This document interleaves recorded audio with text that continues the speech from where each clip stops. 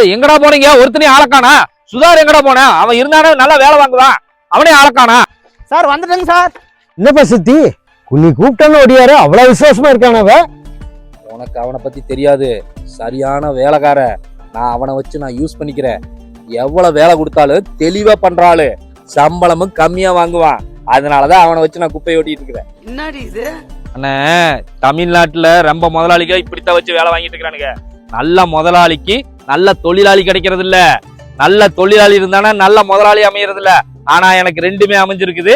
அவங்கள வச்சு நான் காலத்தை ஓட்டிக்கிட்டு இருக்கிறேனே. உனக்கு இதெல்லாம் தெரியாதுண்ணே. என்னடா தம்பி சுதாகர், ஓனர் உன்னை நைட்டு மகளை வச்சு வேலை வாங்குற, குறைஞ்ச சம்பளம் கொடுத்து உன்னை ஏமாத்துறியா? பார்த்து உசாரா இருந்து.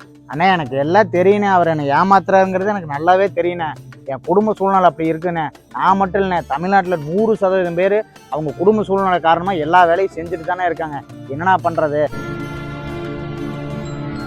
அண்ணே, இந்த கம்பெனியில் முதலாளிக்கு லட்சக்கணக்காக லாஸ் ஆகுனே, அதெல்லாம் ஒரு கண்ணு தெரியாதுண்ணே. நம்மளை மாதிரி கூலி தொழிலாளிக்கு 5-10 சம்பளம் சேர்த்து கேட்டோம்னா அதில் தானே அவங்க கணக்கு பார்க்குறாங்க. இவர் மட்டும் இல்லைண்ணே, உலகத்தில் எல்லாருமே இப்படி தானே கணக்கு பார்த்துட்டு இருக்காங்க. ஆமாண்டா தம்பி, கூலிக்கார வயிற்றுல அடிக்கிறதே முதலாளி கூட்டத்துக்கு ஒரு பழக்கமா போச்சு.